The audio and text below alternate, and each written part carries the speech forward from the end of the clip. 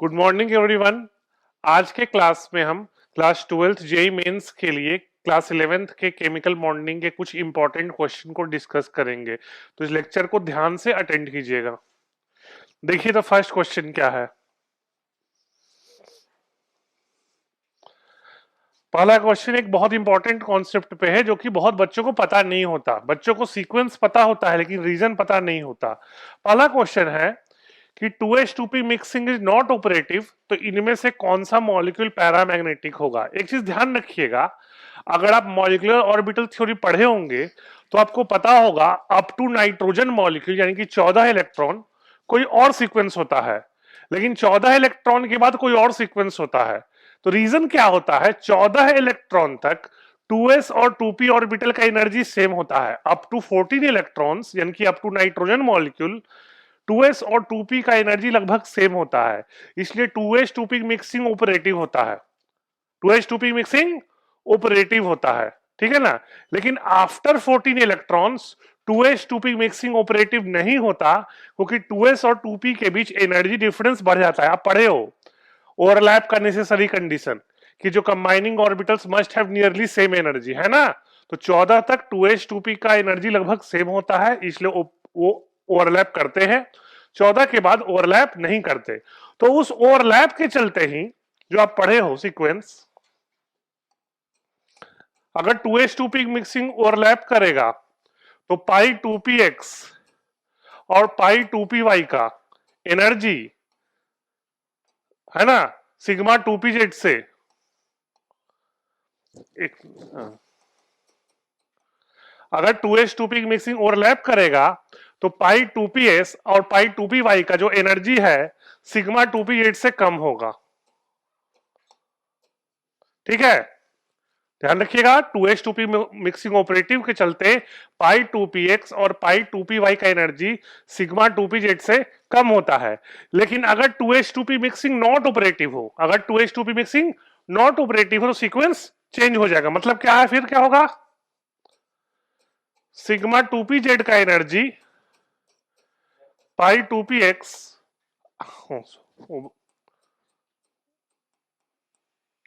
Sigma 2pz का energy पाई 2px, है ना, पाई 2py से कम होगा। तो बस यही डिफरेंस होता है, तो इसको ध्यान रखिएगा। 2s 2p मिक्सिंग अगर अलाउड है तो पाई 2px पाई 2py का एनर्जी सिग्मा 2pz से कम होगा, और 2s 2p mixing not allowed है तो सिग्मा 2pz का एनर्जी पाई 2px 2py से कम होगा। तो अब इसी पे क्वेश्चन करते हैं हम। जो क्वेश्चन है 2s 2p mixing not operative है, मतलब नीचे वाला सीक्वेंस फॉलो होगा। कौन सा सीक्वेंस फॉलो होगा, नीचे वाला। तो हम एमओटी का सीक्वेंस देखते हैं फिर। तो देखो क्या होगा, आपको सीक्वेंस पता है, sigma 1s2 sigma star 1s2, हम इलेक्ट्रॉन भी डालते जा रहे हैं, sigma 2s2 sigma star 2s2 sigma 2pz2 और पाई 2px में 1 डाल दो और पाई 2py में 1 डाल दो। तो ऑब्वियस ये पैरामैग्नेटिक हो गया। पैरामैग्नेटिक किसको कहते हैं, जिसमें अनपेड इलेक्ट्रॉन हो। तो कितने इलेक्ट्रॉन है इसमें देख लो, 2 2 4 तो 6 2 8 2 10 1 11 1 12, और 12 इलेक्ट्रॉन में से किसमें होगा, C2 मॉलिक्यूल में। किसमें होगा, C2 मॉलिक्यूल में। तो C2 मॉलिक्यूल में 12 इलेक्ट्रॉन है, तो अब कॉन्फ़िगरेशन लिखोगे तो ये आएगा। तो देख सकते हो एक अनपेयर्ड इलेक्ट्रॉन, 2 अनपेयर्ड इलेक्ट्रॉन है, इसलिए वो पैरामैग्नेटिक होगा। अब बाकी का भी चेक कर लेना, ऑप्शन ए ऑप्शन बी और ऑप्शन डी वो डायमैग्नेटिक हो जाएंगे। क्या हो जाएंगे, डायमैग्नेटिक। तो एक चीज जरूर याद रखना, अगर क्वेश्चन में दिया रहेगा 2s 2p मिक्सिंग अलाउड है, 2s 2p मिक्सिंग अलाउड है, तो 2s 2p मिक्सिंग अलाउड होने पे पाई 2px और पाई 2py का एनर्जी सिग्मा 2pz से कम होता है। लेकिन अगर 2s 2p mixing not allowed है तो सिग्मा 2pz का एनर्जी पाई 2px और पाई 2py से कम होगा। क्लियर, ठीक है। तो इसको ध्यान रखना। अब केवल सीक्वेंस याद करने से नहीं मतलब है, आपको लॉजिक भी पता होना चाहिए। तो लॉजिक यही है कि अप टू 14 इलेक्ट्रॉन्स यानी कि nitrogen molecules 2s 2p mixing operative होता है। After 14 electrons 2s 2p mixing operative नहीं होता। तो अगर क्वेश्चन में लिखते नॉट ऑपरेटिव, तो कोई भी मॉलिक्यूल हो आपको सीक्वेंस फॉलो करना है 14 इलेक्ट्रॉन के बाद वाला ही, ठीक है ना। चलिए नेक्स्ट क्वेश्चन में मूव करते हैं। ये देखो, ये भी जेईई एडवांस का क्वेश्चन है, बहुत अच्छा क्वेश्चन है ना, मल्टीपल करेक्ट क्वेश्चन है। इसमें पूछ रहा है कि 3 सेंटर 2 इलेक्ट्रॉन बॉन्ड के बारे में। तो आप पढ़े होंगे क्लास 11th के पी ब्लॉक में कि डाइबोरेन का 3 सेंटर 2 इलेक्ट्रॉन बॉन्ड होता है। तो ध्यान रखो, आपको यही शुरू में ही बता देते हैं, AlCH3 होल थ्राइस का जो डाइमर होता है वो होता है Al2CH3 होल 6। AlCH होल 3 का डाइमर क्या होगा? Al2CH3 whole 6। फिर BH3 का डाइमर B2H6, फिर बेरिलियम हाइड्राइड का पॉलीमर और मैग्नीशियम हाइड्राइड का पॉलीमर। इन चारों में 3 सेंटर 2 इलेक्ट्रॉन बॉन्ड होते हैं, ये पॉइंट आपको ध्यान रखिएगा। Diborane Al2CH3 whole 6, beryllium hydride का पॉलीमर और मैग्नीशियम हाइड्राइड का पॉलीमर, इन चारों में क्या होते हैं? 3 सेंटर 2 इलेक्ट्रॉन बॉन्ड, जिसको क्या कहते हैं हम? बनाना बॉन्ड। क्या कहते हैं? बनाना बॉन्ड। ठीक है, ये लिख लो आप, बहुत इंपॉर्टेंट है। ठीक है, चलिए फिर देखिए इसी में एक और चीज समझा देते हैं थोड़ा सा, स्ट्रक्चर कैसा होता है डाइमर का। कैसा डाइमर Al2CH3 होल 6 का स्ट्रक्चर कैसा होता है, ये देख लो। डाइबोरेन का तो पढ़े होगे, एक ही तरह का है। देखो क्या है, Al, इधर मिथाइल कर दो, इधर भी मिथाइल कर दो। सिमिलरली Al इधर भी कर दो, मिथाइल मिथाइल, और बीच में वही है, डाइबोरेन की तरह ही है।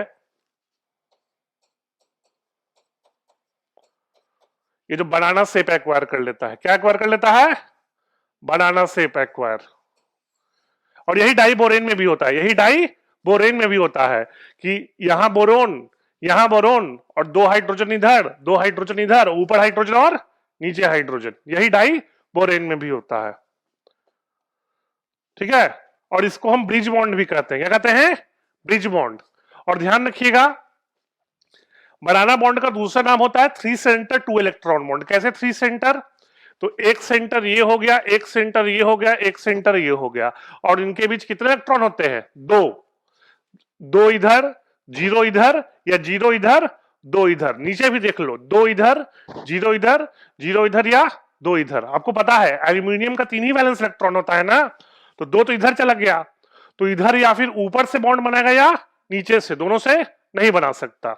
ठीक है ना, तो ध्यान रखिएगा, मेन है इसमें कि Al2CH3 whole 6, diborane, beryllium hydride का पॉलीमर और मैग्नीशियम हाइड्राइड का पॉलीमर, इन चारों में क्या होते हैं? बनाना बॉन्ड या 3 सेंटर 2 इलेक्ट्रॉन बॉन्ड। अच्छा, और क्वेश्चन है, और ऑप्शन था उसमें कि क्या AlCl3 का डाइमर जो है Al2Cl6, क्या इसमें भी बनाना बॉन्ड होता है? तो आंसर है नहीं। कैसे? स्ट्रक्चर देख लो, आप स्ट्रक्चर देख लो।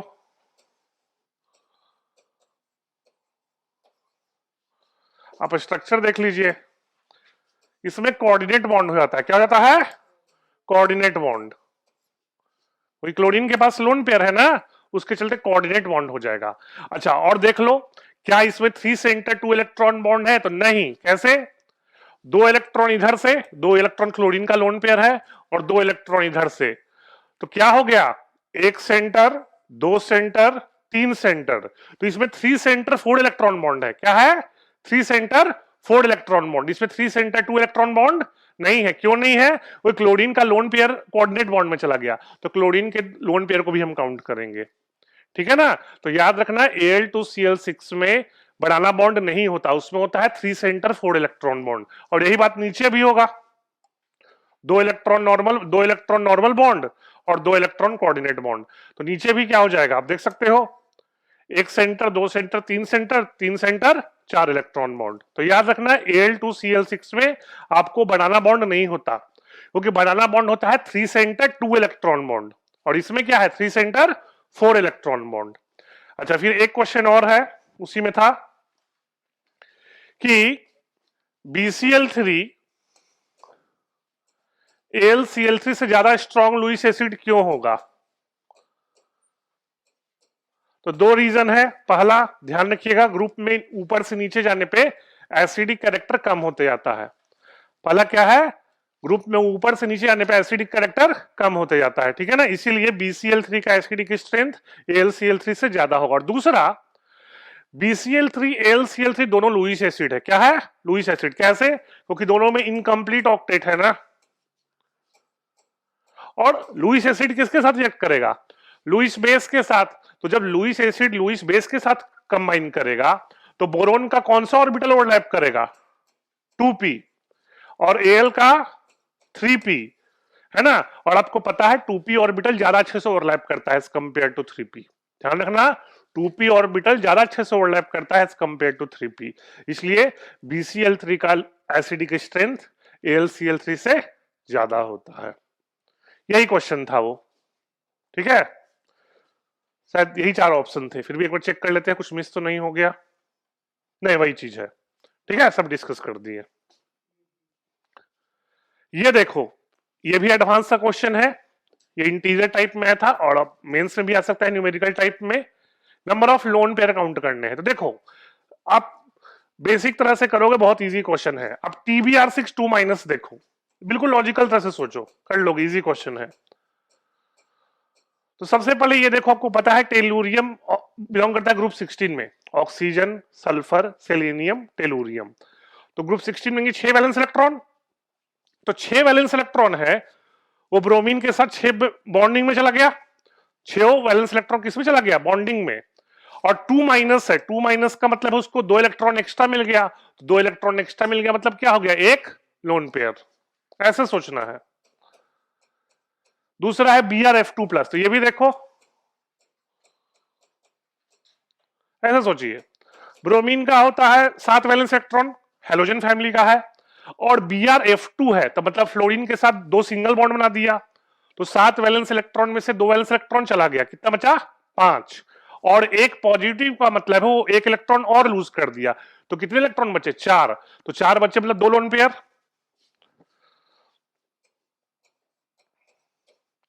फिर SnF3 है, इसका तो आप स्ट्रक्चर नॉर्मल तरह से लिख सकते हो, है ना। SnF3 ऐसे होगा, H triple bond N, F, F, F।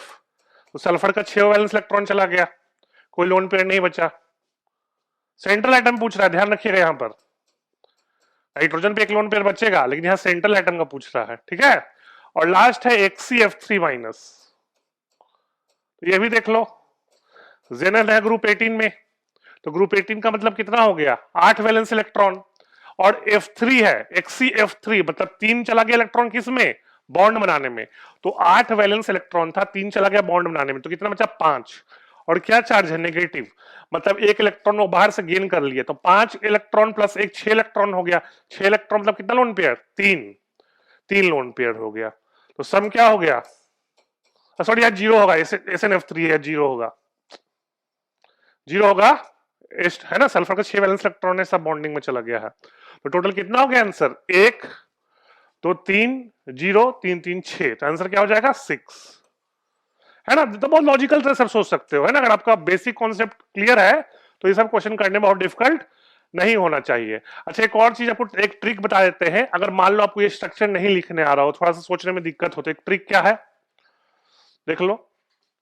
ध्यान रखिए, ट्रिक तभी यूज कीजिएगा जब कंपाउंड में, पहला कंपाउंड में एक सेंट्रल एटम हो, एक से ज्यादा सेंट्रल, जैसे कि हाइड्रोकार्बन हो गया, इथेन, प्रोपेन, ब्यूटेन, वैसे केस में ये ट्रिक नहीं लगेगा। और दूसरा, कंपाउंड में हाइड्रोजन एटम नहीं होना चाहिए। तो ट्रिक क्या है देख लो। मान लो इसमें से कॉम्प्लिकेटेड कौन लग रहा है? HCF3 माइनस, उसी को देख लेते हैं। तो क्या ट्रिक है? ट्रिक है count total number of valence electron. Count total number of valence electron. तो देख लो, जेनन का 8, फ्लोरीन का 7 होता है, तो 7 इंटू 3, और एक नेगेटिव है तो +1 कर दो। तो कितना हो जाएगा? 7 3 21 प्लस 1 29, 30 हो गया। क्या हो गया? 30।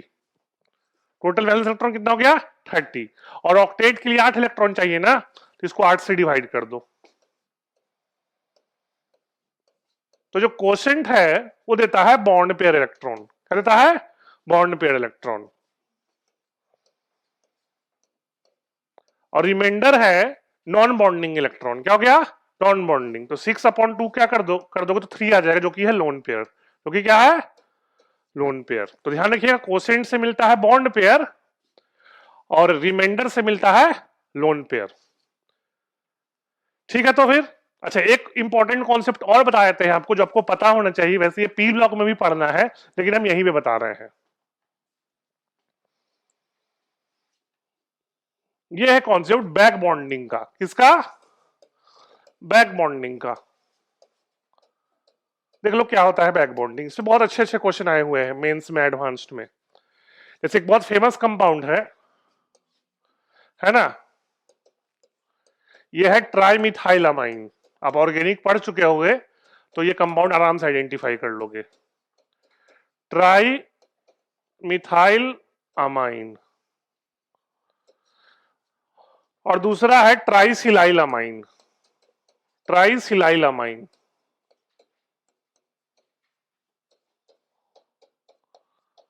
है ना, यह है ट्राई सिलाइलामाइन। तो देखो होता क्या है, ट्राइमिथाइलामाइन में नाइट्रोजन के पास लोन पेयर है, लेकिन कार्बन सेकंड पीरियड में बिलोंग करता है। तो कार्बन ऑलरेडी 4 बॉन्ड बना चुका है, तो उसके पास कोई एम्प्टी ऑर्बिटल नहीं है। तो कोई एम्प्टी ऑर्बिटल नहीं है, तो यहां पे कोई बैक बॉन्डिंग नहीं हो पाएगा। एज अ रिजल्ट इसका शेप रहता है पिरामिडल। क्या शेप रहता है? पिरामिडल। और हाइब्रिडाइजेशन हो जाएगा sp3। लेकिन ट्राइसिलाइलामाइन में silicon belongs to third period. Silicon belongs to third period, तो इसके पास 3d ऑर्बिटल एम्प्टी होता है। 3d ऑर्बिटल एम्प्टी होता है। तो जो नाइट्रोजन है अपना लोन पेयर वो डोनेट कर सकता है तीनों को थ्रू बैक बॉन्डिंग। इसी को बैक बॉन्डिंग कहते हैं। बैक बॉन्डिंग में क्या होता है, एक एटम अपना लोन पेयर दूसरे एटम के एम्प्टी ऑर्बिटल में डोनेट करता है। फिर से सुन लो, एक एटम अपना लोन पेयर दूसरे एटम के एम्प्टी ऑर्बिटल में डोनेट करता है। ठीक है ना। तो सिलिकॉन के पास 3d ऑर्बिटल एम्प्टी है, नाइट्रोजन के पास लोन पेयर है, तो नाइट्रोजन अपना लोन पेयर सिलिकॉन के 3d ऑर्बिटल में डोनेट कर दिया। ठीक है ना, कोऑर्डिनेट बॉन्ड की तरफ सोचो। तो देखो, nitrogen silicon nitrogen silicon nitrogen silicon, 3 bond है। और आपको पढ़े होगे दो एटम के बीच पहला बॉन्ड क्या होता है? सिग्मा। क्या होता है? सिग्मा। तो ये बॉन्ड कैसा हो जाएगा? पाई, है ना, ये बॉन्ड पाई होगा। जो डॉटेड से हम रिप्रेजेंट किए हैं, ये बॉन्ड क्या होगा? रेजोनेंस की तरह सोच लो, पाई।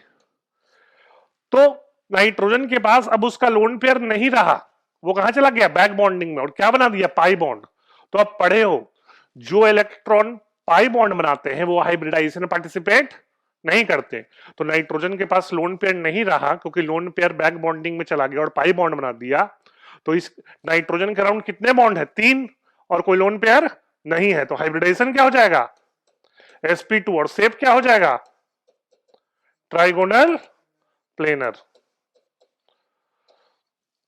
और इससे एक क्वेश्चन ये भी पूछता है कि कौन ज्यादा बेसिक होगा, ट्राइमिथाइलामाइन की ट्राइसिलाइलामाइन। तो आप देख सकते हो, इस पर इसके पास तो लोन पेयर बचा हुआ है, वो दूसरों को आराम से डोनेट कर सकता है, लेकिन ट्राइसिलाइलामाइन में कोई लोन पेयर नहीं है।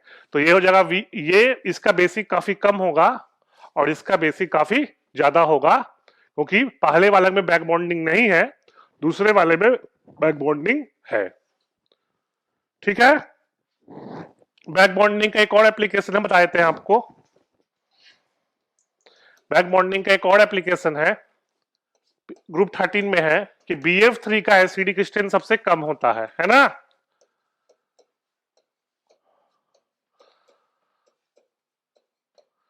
बोरोन हैलाइड्स में BF3 का एसिडिक स्ट्रेंथ सबसे कम होता है। लुईस एसिड सबसे कम होता है BF3, क्योंकि इसमें बैक बॉन्डिंग सबसे अच्छे से हो रहा है। फ्लोरीन का लोन पेयर बोरोन के 2p ऑर्बिटल में अपना लोन पेयर डोनेट कर देता है। तो कौन सा ओवरलैप हुआ? 2p 2p। इसमें क्या होगा? 2p 3p। इसमें क्या हो जाएगा? 2p 4p। यहां होता ही नहीं है, कहने की बात है, बस थियोरिटिकली तो बोल सकते हो, लेकिन रियल लाइफ में 2p 4p से बैक बॉन्डिंग नहीं होता। ठीक है ना। और यहां क्या हो जाएगा? 2p 5p। तो आपको पता है सबसे अच्छे से तो टू पी ओवरलैप करता है, मतलब फ्लोरीन अपना लोन पेयर बोरोन को बहुत अच्छे से दे सकता है थ्रू बैक बॉन्डिंग, यानी कि बोरोन का इलेक्ट्रॉन डिफिशियंसी क्या हो गया, कम हो गया। फ्लोरीन ने अपना लोन पेयर बोरोन को डोनेट कर दिया तो बोरोन का इलेक्ट्रॉन डिफिशियंसी काफी कम हो गया, तो इसका एसिडिक स्ट्रेंथ लीस्ट एसिडिक, और ये क्या हो जाएगा, मोस्ट एसिडिक, क्योंकि इसमें तो बैक बॉन्डिंग हुआ ही नहीं।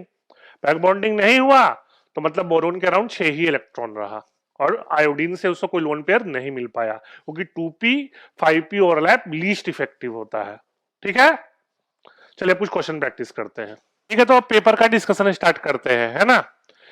तो देखिए, जो लोग रिकॉर्डिंग देख रहे हैं उनसे मेरा रिक्वेस्ट है कि जो वीडियो है उसके डिस्क्रिप्शन में पीडीएफ अटैच्ड है, उसको सॉल्व करके ही रिकॉर्डिंग देखिए, ऐसे रिकॉर्डिंग देखने का कोई फायदा है नहीं।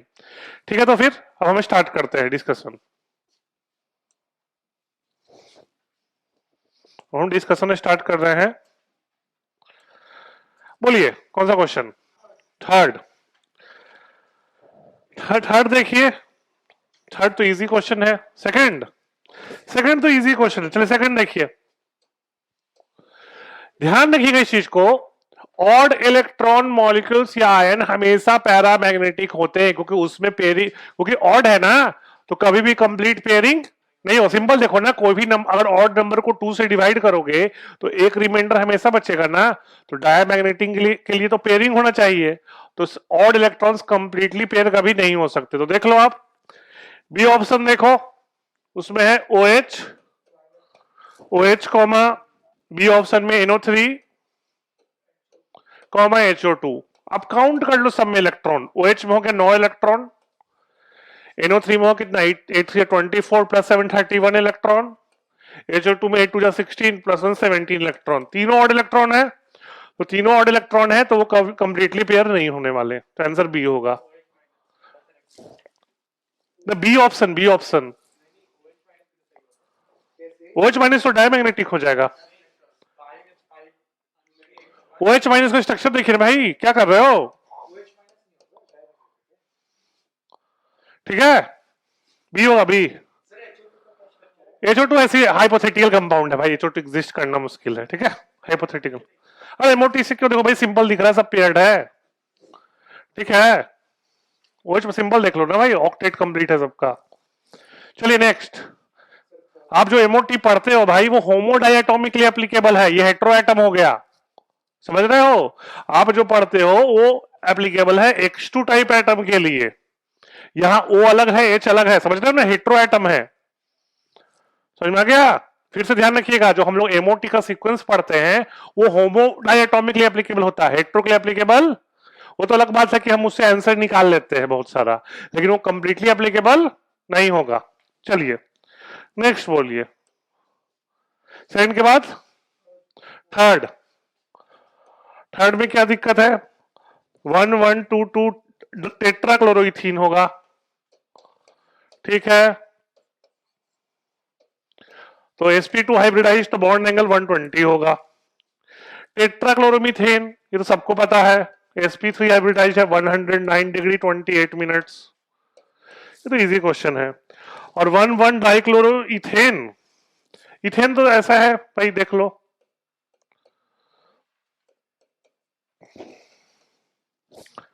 ये तो सिंपल है ना, sp3 हाइब्रिडाइज है तो 109 डिग्री, ठीक है ना, इजी है, तो है ना, हाइब्रिडाइजेशन देखना था। sp हाइब्रिडाइजेशन में 180, sp2 में 120, sp3 में 109 डिग्री 28 मिनट्स। हाँ बोलिए,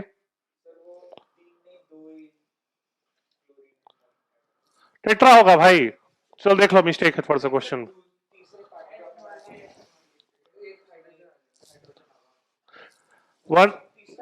वन डाइक्लोरोइथेन, अच्छा ठीक है, हाइड्रोजन होगा, ठीक है, ठीक, वो ठीक है, उससे कोई मतलब नहीं, हाइब्रिडाइजेशन तो sp3 ही रहेगा। नेक्स्ट, हाँ बैंड मॉडल जो है ना, फोर्थ क्वेश्चन में, चलो फोर्थ क्वेश्चन हम डिस्कस कर रहे हैं। फोर्थ मॉडल है ना, बैंड मॉडल एक्सप्लेन करता है मेटल्स का कंडक्टिविटी, आप पढ़े हो क्लास 12 के सॉलिड स्टेट में, है ना, कि दो तरह के बैंड होते हैं, वैलेंस बैंड और कंडक्शन बैंड। तो मेटल्स में जो वैलेंस बॉन्ड और कंडक्शन बैंड ओवरलैप करता है, जिसके चलते मेटल्स होते हैं good conductor of electricity. Semiconductors में वैलेंस बैंड और कंडक्शन बैंड के बीच एनर्जी गैप बहुत कम होता है, जिसके चलते थोड़ा सा हीट करेंगे तो वैलेंस बैंड के इलेक्ट्रॉन किसमें जम कर जाते हैं, कंडक्शन बैंड में। और इंसुलेटर में वो एनर्जी गैप बहुत ज्यादा होता है, जिसके चलते हीट करने पे भी वैलेंस इलेक्ट्रॉन कंडक्शन बैंड में जंप नहीं कर पाता। इलेक्ट्रॉन सी मॉडल तो पता ही है आपको, मेटालिक बॉन्डिंग में पढ़े होंगे कि मेटल आयंस इलेक्ट्रॉन के क्रिस्टल से सराउंडेड होता है, इलेक्ट्रॉन के सी से। नेक्स्ट बोलिए। सिक्स्थ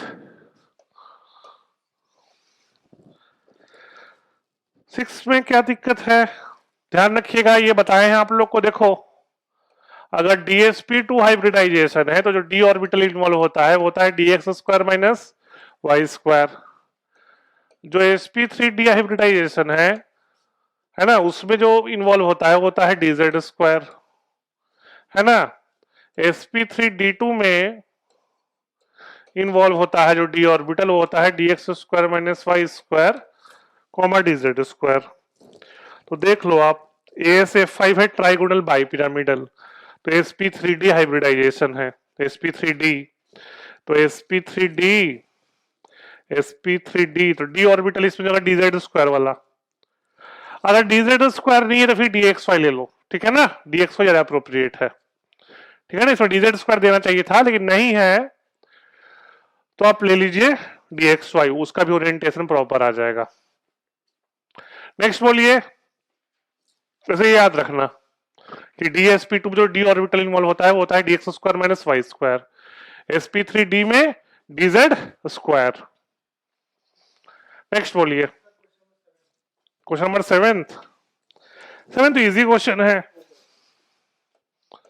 7th में कौन सा फास्फोरस है, P4 है, स्टेबल फॉर्म है फास्फोरस का, तो हाइब्रिडाइजेशन sp3 होगा, है ना। क्या होगा, sp3, तो हाइब्रिडाइजेशन sp3 होगा, है ना। तो क्या हो गया, 3p ऑर्बिटल, और टोटल ऑर्बिटल कितना, 1 और 3 4, तो क्या हो जाएगा 75%, ठीक है ना। sp3 हाइब्रिडाइजेशन होता है स्टेबल फास्फोरस में। क्लियर। नेक्स्ट कौन सा, 16th, 14th। ध्यान रखिएगा, आप पढ़े होंगे, इसमें थोड़ा सा कोऑर्डिनेशन का कॉन्सेप्ट यूज किया है। एक तो चिलेशन होता है इंट्रामोलिकुलर हाइड्रोजन बॉन्डिंग में, ध्यान रखिएगा, इंट्रामोलिकुलर हाइड्रोजन बॉन्डिंग में थोड़ा समझा देते हैं, इसमें हम थोड़ा सा इसको समझा देते हैं। ऐसे देखो, अगर ऑर्थोनाइट्रोफेनॉल है, क्या है, ऑर्थोनाइट्रोफेनॉल, तो आप ये देखिए, यहां होता है इंट्रामोलिकुलर हाइड्रोजन बॉन्डिंग। तो जो इंट्रामोलिकुलर हाइड्रोजन बॉन्डिंग के लिए थोड़ा सा साइक्लिक स्ट्रक्चर टाइप लगता है, क्या लगता है, साइक्लिक। यहाँ साइक्लिक एक तरह से बना लेगा, रिंग टाइप बना लेगा ना, तो वही चीज होता है कोऑर्डिनेशन कंपाउंड में। इसमें कोऑर्डिनेशन कंपाउंड में, है ना, अगर बाइडेंटेड लाइगेंड रहे, है ना, पॉलीडेंटेड लाइगेंड रहे, तो वहां भी साइक्लिक स्ट्रक्चर बना लेता है, तो उस साइक्लिक स्ट्रक्चर को चिलेट कहते हैं। क्या कहते हैं, चिलेट। तो इंट्रामोलिकुलर हाइड्रोजन बॉन्डिंग से भी साइक्लिक स्ट्रक्चर टाइप दिखता है, और पॉलीडेंटेड लाइगेंड भी साइक्लिक स्ट्रक्चर बनाता है, तो साइक्लिक स्ट्रक्चर को ही चिलेट कहते हैं। नेक्स्ट 15 तो इजी है। 15 में ध्यान रखना, पढ़े हो, इजी है। डाइपोल मोमेंट होता है Q इंटू डी, तो डाइपोल मोमेंट किस पे डिपेंड करता है, इलेक्ट्रोनिगेटिविटी डिफरेंस पे। तो आपको पता है fluorine is the most electronegative atom, पता है ना, तो ऑर्डर क्या हो जाएगा, HF greater than H2O greater than H2S। Reason क्या है, फ्लोरीन का इलेक्ट्रोनिगेटिविटी होता है 4.0, ऑक्सीजन का इलेक्ट्रोनिगेटिविटी होता है 3.5, सल्फर का इलेक्ट्रोनिगेटिविटी होता है 2.6। तो गैप देखो, और हाइड्रोजन का तो आपको पता ही है इलेक्ट्रोनिगेटिविटी 2.1। डिफरेंस देख लो, जितना ज्यादा डिफरेंस होगा उतना ही Q इंटू डी ज्यादा हो जाएगा, ठीक है। नेक्स्ट 16 में देखना, आपको पता है हाइड्रोक्साइड्स का सॉल्युबिलिटी ऊपर से नीचे बढ़ता है, ठीक है ना, याद रखेगा, हाइड्रोक्साइड्स का सॉल्युबिलिटी ऊपर से नीचे बढ़ता है। और सल्फेट्स का ऊपर से नीचे घटता है, सल्फेट्स का ऊपर से नीचे घटता है। आप पढ़े होगे कि बेरियम सल्फेट होता है प्रेसिपिटेट, पढ़े ना हो?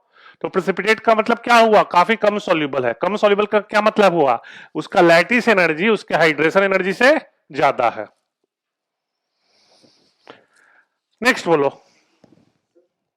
18th। हाँ 17 देखिए क्या पूछ रहा है, अनपेयर्ड इलेक्ट्रॉन। तो भाई सिंपल है ये भी, देखो 17 आप ब्रेक कर दो। आप आयनिक कंपाउंड को ऐसे देखो, जैसे कंफ्यूजन है। एक तो आप KO2 में टोटल इलेक्ट्रॉन काउंट कर सकते हो, एक तरीका तो ये हो गया। तो आपको पता है टोटल इलेक्ट्रॉन में ऑड आ जाएगा, तो ऑड है पैरामैग्नेटिक। मान लो इसमें आपको दिक्कत है तो भी इसको ब्रेक कर दो, इसमें आयंस में K+, तो K+ तो नोबल गैस हो गया ना। और याद रखना all noble gases are diamagnetic, all noble gases are diamagnetic. तो और बचा क्या? O2-, O2- में आप MOT लिख लो, पैरामैग्नेटिक हो जाएगा। क्या हो जाएगा? पैरामैग्नेटिक। उसी तरह से तुम देख लो K2O2 कुछ ऑप्शन है, तो K2O2 डायमैग्नेटिक होगा। कैसे? K2O2 का मतलब आयन से ब्रेक करोगे तो आएगा K+, O2 2-, और O2 2- का MOT लिखोगे डाया आ जाएगा।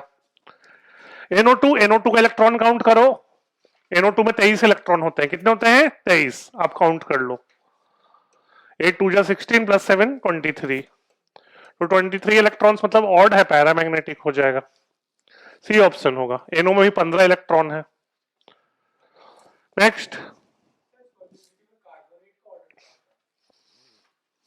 ठीक है, बताएंगे ठीक है, पढ़िए आगे। 19th 18th। अरे आयनिक कंपाउंड तो पता होगा, इलेक्ट्रोनिगेटिविटी डिफरेंस देखते हैं। GE देखते हैं।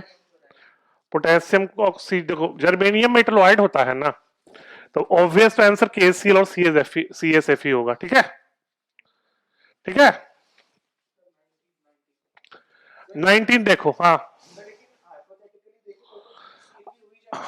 भाई GCl में दिक्कत जर्मेनियम मेटलॉइड है, प्योर आयनिक होना मुश्किल है थोड़ा सा, है ना। क्या होता है? कार्बन सिलिकॉन जर्मेनियम, ठीक है ना। तो प्योर आयनिक होना मुश्किल है, और GCl एग्जिस्ट भी नहीं करेगा पहले तो। GCl4 होना चाहिए, है ना। जर्मेनियम का वैलेंसी क्या होता है? 4 ना, तो GCl तो सारे एग्जिस्ट भी ना करे। नेक्स्ट 19 तो इजी है, आपको सोडियम का आयोनाइजेशन एनर्जी दिया है।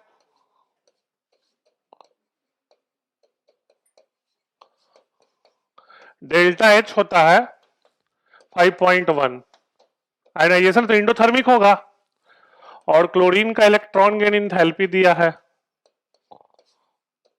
ये क्या दिया है? एक्सोथर्मिक होगा ये electron gain enthalpy, -3.6 electron volt. Add कर दो पूरे को और ऐड कर दो।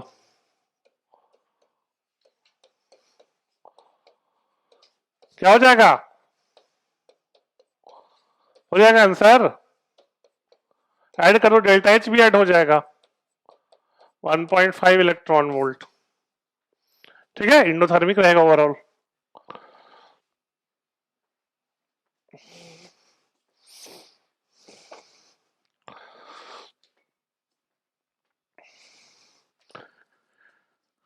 नेक्स्ट 20 देख लो।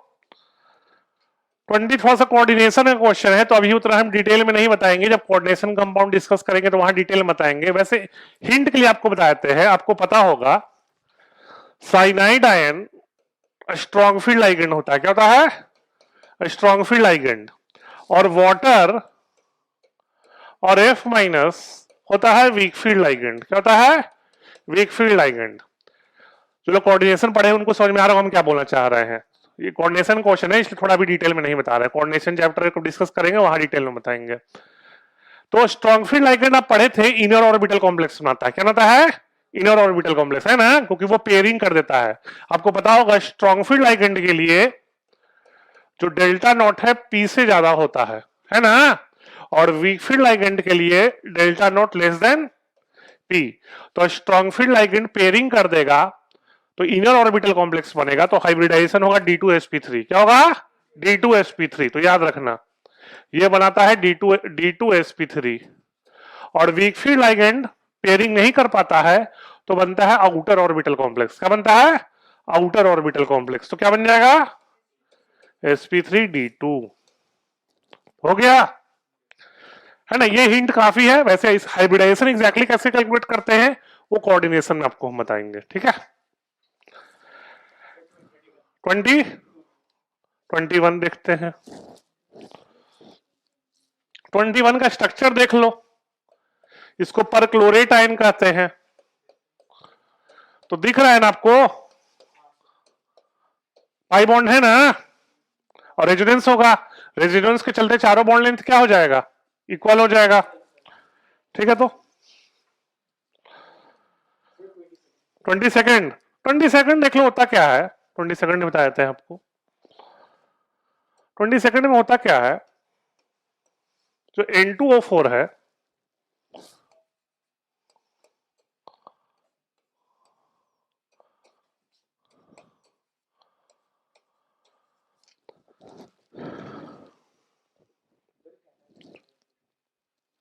थोड़ा सा बेसिकली क्या है यहां पर, ऐसा सोच लो कि यहां सिंगल बॉन्ड है ना।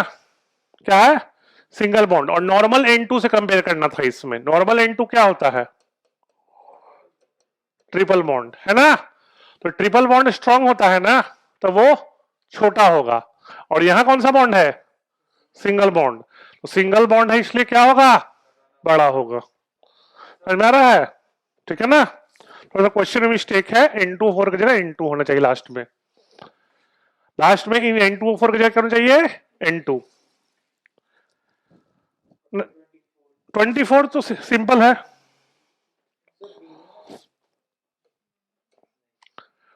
सही है भाई। देखो I2 plus I minus gives I3 minus. ध्यान रखना, आपको बताए भी है अनायंस होते हैं, एक मिनट, अनायंस होते हैं लुईस बेस। बताए थे ना आप लोग को, अनायंस आर लुईस बेस, क्योंकि अनायंस इलेक्ट्रॉन डोनेट करते हैं। तो ये लुईस बेस हो जाएगा, लुईस बेस हो जाएगा, और ये लुईस एसिड हो जाएगा ऑब्वियस से। और इसको कहते हैं एडक्ट। क्या बोलते हैं?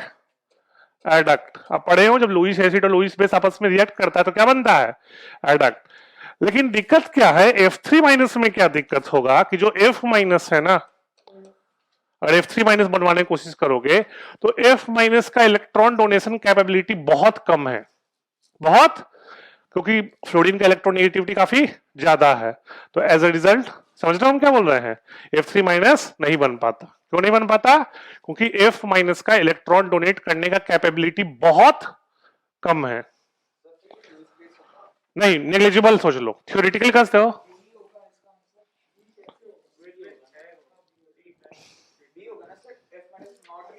F माइनस लुईस बेस है, लेकिन डोनेशन कैपेबिलिटी, ध्यान रखना, all anions are Lewis base. सुनो, all anions are Lewis base, लेकिन F माइनस लुईस बेस होके भी उसका इलेक्ट्रॉन डोनेशन कैपेबिलिटी बहुत नेग्लिजिबल है। थ्योरेटिकली ये लुईस बेस है, all anions are Lewis base, ध्यान रखना, लेकिन ये इलेक्ट्रॉन डोनेशन कैपेबिलिटी बहुत कम है। ठीक है ना? कौन सा? फर्स्ट। फर्स्ट देख लो, फिर ये भी कोऑर्डिनेशन का ही है। इसको भी हम कोऑर्डिनेशन में पढ़ोगे तो वहां डिटेल में बताएंगे, ठीक है? लेकिन 3 मॉलिक्यूल का हाइब्रिडाइजेशन आप याद रखना, क्योंकि एडवांस मेंस में बहुत बार आ चुका है। आपको हम अभी लिख रहे हैं, आप याद कर लेना। वैसे तो आपको आता भी होगा हाइब्रिडाइजेशन निकालना, और हम सिखाएंगे भी कोऑर्डिनेशन में, लेकिन फिर भी आप याद रखना। तीनों देख लो कौन से हैं। एक है NiCN होल फोर 2 माइनस, इसका DsP2 होता है, शेप स्क्वायर प्लेनर। शेप क्या होता है? Square planar. इसको अगर याद कर सकते हो तो याद कर लो, क्योंकि कई बार आ चुका है, 6-7 बार आ चुका है क्वेश्चन। कैलकुलेट भी कर सकते हो, लेकिन दिक्कत है कैलकुलेट करने, कैलकुलेट भी करना अच्छी बात है, लेकिन एग्जाम में टाइम थोड़ा बच जाएगा आपका, है ना? फिर देख लो NiCO होल फोर, इसका हाइब्रिडेशन होता है sp3, geometry tetrahedral, geometry tetrahedral. और लास्ट है इसी का तीसरा है NiCl4 2 माइनस, और उसका हाइब्रिडेशन होता है sp3। क्या होता है? sp3। ठीक है ना? और एक चीज और ध्यान रखना, ये आपको पता होगा मे बी, Cn माइनस और कार्बन मोनोऑक्साइड ये स्ट्रॉन्ग फील्ड लाइगेंड होते हैं। क्या होते हैं? तो ये अनपेयर्ड इलेक्ट्रॉन को पेयर कर देते हैं, जिसके चलते ये कॉम्प्लेक्स हो जाएगा डायमैग्नेटिक। क्या होगा? डायमैग्नेटिक। और ये वीक फील्ड लाइगेंड है, Cl minus weak field ligand है, इसलिए यहां पेयरिंग नहीं हो पाएगा, जिसके चलते ये क्या हो जाएगा? पैरामैग्नेटिक। तो एक क्वेश्चन ये भी पूछता है, एक पूछता है शेप ज्योमेट्री और दूसरा पूछता है मैग्नेटिक बिहेवियर। क्लियर? चलिए,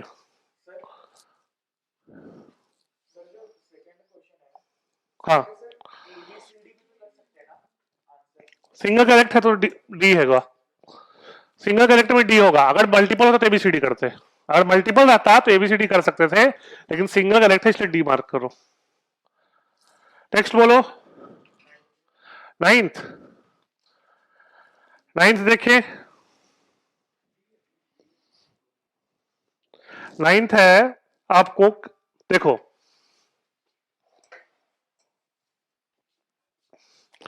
नाइन्थ देखिए, मैलिक एसिड ये होता है, सिस आइसोमर को मैलिक एसिड कहते हैं, याद रखना।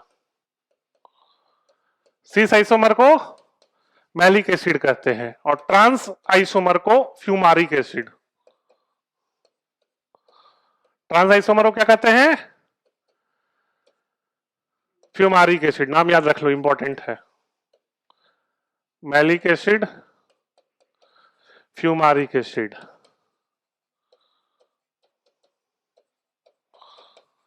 ठीक है। अब देखो होता क्या है कि अगर मैलिक एसिड एक H प्लस लूज कर दे, मैलिक एसिड देखो इसमें दोनों डाई कार्बोक्सिलिक एसिड है, यानी कि डाई बेसिक एसिड हो गया। दोनों क्या है? डाई कार्बोक्सिलिक एसिड ना, तो दोनों का बेसिसिटी क्या हो गया? 2। तो K1 का बात करेंगे तो हम एक H प्लस निकालेंगे। क्या निकालेंगे? एक H प्लस। तो होता क्या है, मैलिक अगर एक H प्लस लूज कर देगा ना, तो इस मॉलिक्यूल में क्या हो जाएगा? Intramolecular hydrogen bonding. क्या हो जाएगा? तो इंट्रामोलिकुलर हाइड्रोजन बॉन्डिंग हो जाएगा, इसके चलते conjugate base stable. Conjugate base, और आप पढ़े हो कॉन्जुगेट बेस स्टेबल होता है तो एसिड स्ट्रॉन्ग। तो एसिड स्ट्रॉन्ग का मतलब है मैलिक का K1 फ्यूमारिक के K1 से क्या होगा? बोलो, ज्यादा होगा, है ना? बोलिए, क्लियर है? अब देखो, अगर CO माइनस, देखो एक H प्लस लूज कर दिया, आप ऐसे विजुलाइज करो, आप विजुलाइज कीजिए ऐसे कि CO माइनस और मान लो COH, इनके बीच हो गया हाइड्रोजन बॉन्डिंग। क्या हो गया? Hydrogen bonding. तो इंट्रामोलिकुलर हाइड्रोजन बॉन्डिंग के चलते ये स्टेबल हो गया। तो जब स्टेबल हो गया तो क्या ये H प्लस लूज होगा? तो फिर सेकेंड H प्लस इजिली नहीं लूज हो पाएगा, इसलिए इसका K2 क्या हो जाएगा? छोटा। क्योंकि ट्रांस वाले में एक H प्लस हटा दोगे तो कोई हाइड्रोजन बॉन्डिंग का कॉन्सेप्ट तो है नहीं, तो दूसरा H प्लस अपना आसानी से लूज कर देगा। लेकिन सिस वाले में क्या दिक्कत हो रहा है? सिस वाले में इनके बीच क्या हो रहा है? Hydrogen bonding. क्या हो रहा है? Intramolecular hydrogen bonding. समझ में आ गया ना? तो सिस में पहला H प्लस लूज करने पे जो कॉन्जुगेट बेस है हाइड्रोजन बॉन्डिंग हो रहा है, जिसके चलते वो स्टेबल हो रहा है, जिसके चलते वो दूसरा H प्लस लूज नहीं कर पाएगा।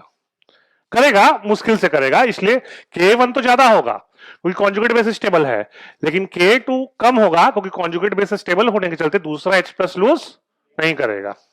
तो मैलिक एसिड का फर्स्ट K1 ज्यादा होता है लेकिन K2 कम होता है। ठीक है,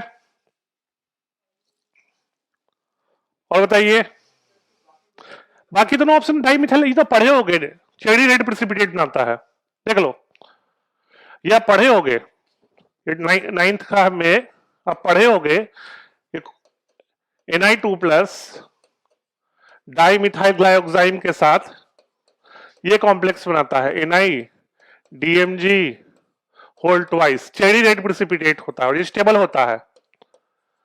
ये स्टेबल होता है due to intramolecular hydrogen bonding, due to intramolecular hydrogen bonding. ये क्वालिटेटिव एनालिसिस पर रिएक्शन पढ़ना है निकेल आयन के। और डी ऑप्शन तो आपको पता है, कार्बोक्सिलिक एसिड डाइमराइज करता है बेंजीन में, पढ़े ना आप लोग सॉल्यूशन चैप्टर में। तो जो कॉम्प्लेक्स इसलिए स्टेबल है क्योंकि कॉम्प्लेक्स में क्या होता है? Intramolecular hydrogen bonding.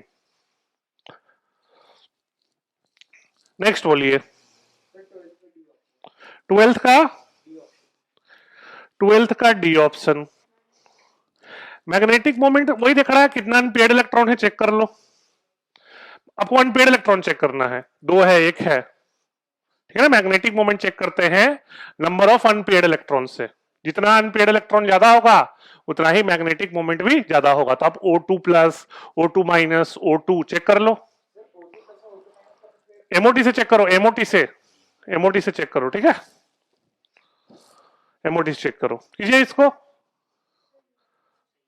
ठीक है ना।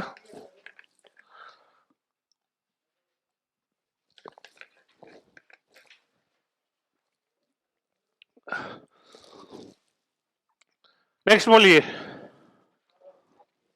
नेक्स्ट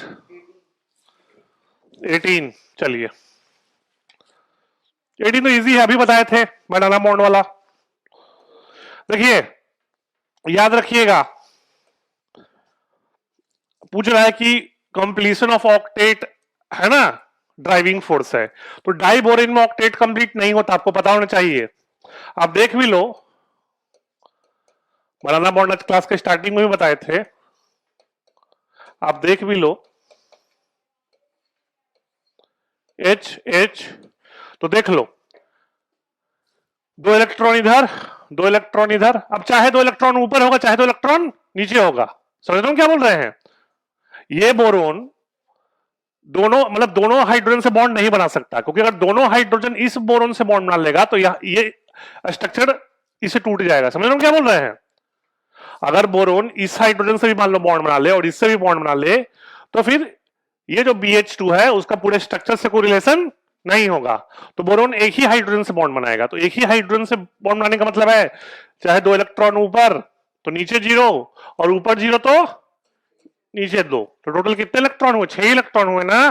तो बोरोन का ऑक्टेट कंप्लीट नहीं होता, तो ये ऑप्शन गलत। बी तो साफ साफ दिख रहा है ऑक्टेट कंप्लीट है। सी ऑप्शन में भी देख लो, सी में अब कोऑर्डिनेट बॉन्ड बनता ना है ना, नाइट्रोजन अपना लोन पेयर बोरोन को डोनेट कर दिया तो कोऑर्डिनेट बॉन्ड बन रहा है। और डी देख लो बोराजीन, तो देखो बोराजीन वाला में कोऑर्डिनेट बॉन्ड ऑक्टेट नहीं रीजन है। बोराजीन तो इसलिए होता है क्योंकि एरोमेटिक बनता है, पढ़े ना आप इनऑर्गेनिक बेंजीन, हम लाए थे स्ट्रक्चर डी ऑप्शन का, हम डी आप पढ़े हो इनऑर्गेनिक बेंजीन जिसको बोराजीन कहते हैं।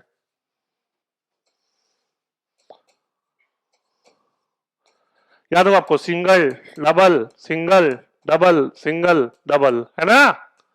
और सब में क्या लगता था, हाइड्रोजन।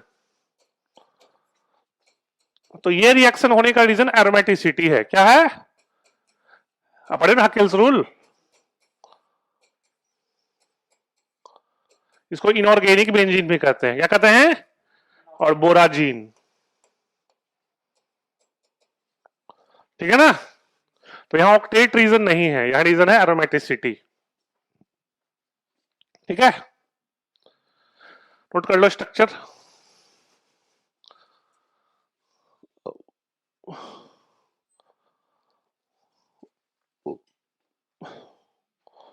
नेक्स्ट बताइए 23rd। 23rd तो देखो, ये तो चलो 23rd तो आप पढ़े होगे, ये तो ऑर्गेनिक का क्वेश्चन है। चलो बॉन्डिंग तो सब जगह है, ऑर्गेनिक में भी बॉन्डिंग है, याद रखना। कार्बोकटायन में hybridisation sp2 bond angle 120। Free radical में भी, फ्री रेडिकल में एक ही इलेक्ट्रॉन रहता है ना, है ना, तो ये इसको sp2 ही मानते हैं। क्या मानते हैं, sp2 मतलब ट्राइगोनल प्लेनर। और कार्बोनाइन पिरामिडल शेप हो जाता है, क्या हो जाता है, पिरामिडल शेप। तो sp3 हाइब्रिडाइजेशन और शेप पिरामिडल, तो बॉन्ड एंगल देख लो। पिरामिडल में क्या होता है, 109 से कम होता है ना कार्बोकटायन, और फ्री रेडिकल में 120 120 होगा, और कार्बोनाइन में 109 से कम, है ना, क्योंकि लोन पेयर आ गया ना। हाँ बोलिए 26 तो इजी क्वेश्चन है। रिएक्शन चलो बता देते हैं, वैसे अब आप लोग 12 से हो तो पता होना चाहिए। ये पढ़े हो आप रिएक्शन कि क्रोमेट आयन एसिडिक मीडियम में कन्वर्ट हो जाता था डाइक्रोमेट में, याद है आप लोग को, है ना। ये डी एंड एफ ब्लॉक का रिएक्शन है। आप लोग को याद होना चाहिए ये, है ना। और ये तीन बॉन्ड लेंथ इक्वल होते हैं due to resonance, due to resonance. ठीक है, फिर थर्ड का रिएक्शन देख लो। MnO4 माइनस आपको पता है ये भी DNF ब्लॉक का है। MnO4 माइनस, NO2 माइनस और एसिडिक मीडियम है। तो एसिडिक मीडियम में MnO4 माइनस किस में आ जाएगा? Mn2 प्लस में। और नाइट्राइट को किस ऑक्सीडाइज कर देगा? नाइट्रेट में, है ना। और fourth reaction brown ring complex का है, अगर आपको नहीं याद है तो फोर्थ है ब्राउन रिंग कॉम्प्लेक्स का, जिसे बनता था FeH2O5 NO और 2+, है ना। और ये ब्राउन रिंग है, क्या है? Brown ring. और आपको याद होगा ब्राउन रिंग में आयरन होता है +1 में, क्या होता है? +1 में, बताएं आप लोग को, है ना। और NO भी होता है +1 में, NO भी किस में होता है? +1 में। और ब्राउन रिंग में होता है चार्ज ट्रांसफर, क्या होता है? चार्ज ट्रांसफर, है ना। अब हो जाएगा। नेक्स्ट बोलो, 23rd, 27, बॉन्ड ऑर्डर 2 MOT से चेक कर लो, MOT निकालने आता है ना, MOT चेक कर लो। अच्छा 27 में एक ऑप्शन मिस्टेक है, अभी आपको बताया है 2s2p मिक्सिंग जो है वो नाइट्रोजन तक ही होता है ना। तो O2 माइनस और O2 के लिए S और P ऑर्बिटल मिक्स नहीं करेगा, तो जिस टी ऑप्शन दिया वो गलत है, ठीक है ना, मिस्टेक है, समझ गए। हाँ आंसर गलत है, लेकिन थोड़ा सा मिस्टेक है क्वेश्चन में ही, टी ऑप्शन नहीं होना चाहिए, काट दीजिएगा। आपको पता है शुरू में ही बताया क्लास के कि एस और पी ऑर्बिटल मिक्स किसके लिए होता है? नाइट्रोजन तक, अप टू N2, नाइट्रोजन के बाद एस और पी ऑर्बिटल मिक्स। नेक्स्ट बताइए, हो गया? ठीक है, तो है ना। जो लोग पूरे क्वेश्चन नहीं कर पाए थे घर जाके कर लीजिएगा, और कल के लेक्चर में हम लोग डिस्कस करेंगे स्टेट्स ऑफ मैटर के क्वेश्चंस, है ना। तो अच्छे से थोड़ा रिवाइज करके आएगा फॉर्मूला, स्टेट्स ऑफ मैटर के अच्छे अच्छे क्वेश्चन डिस्कस करेंगे। आज के इतना ही, थैंक यू।